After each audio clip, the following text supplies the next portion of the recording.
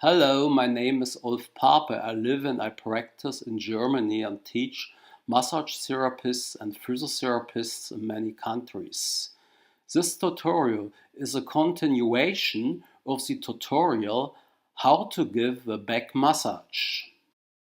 The topic in this tutorial is the massage of the buttock region, which is also very important for the treatment of back pain. This tutorial is also suitable for beginners and non-professionals. Often I teach my patients and partner massage to help each other.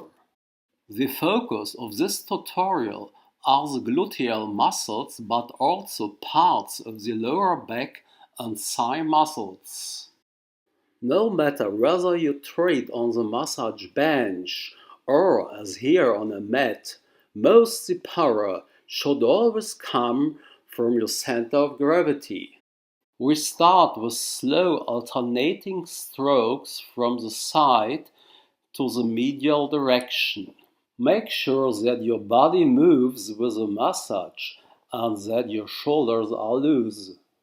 Then glide over the body with flowing strokes. Now we start on the gluteal muscles with milling massage strokes. Imagine that you are wringing out a towel and moving like a dancer. Make sure your back stays straight.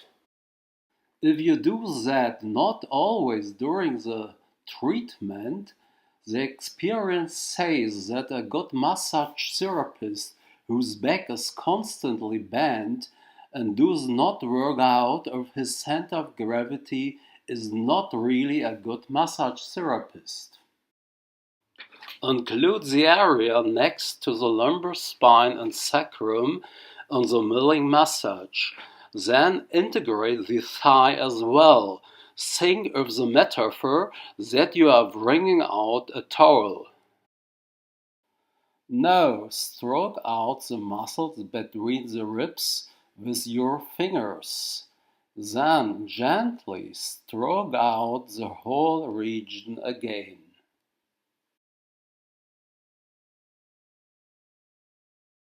In the next sequence, the milling massage strokes change into kneading ones. The grips become tighter and the thumbs cycle around each other. While doing this, imagine that you want to slowly shape the muscle mass into a ball. Continue to make sure that your power comes from your body's center of gravity. Your shoulders are loose and your back is straight, that you move fluidly. Then, with a little practice, the massage strokes will become more fluid. Massage therapists who move like a screw clamp are not really good massage therapists.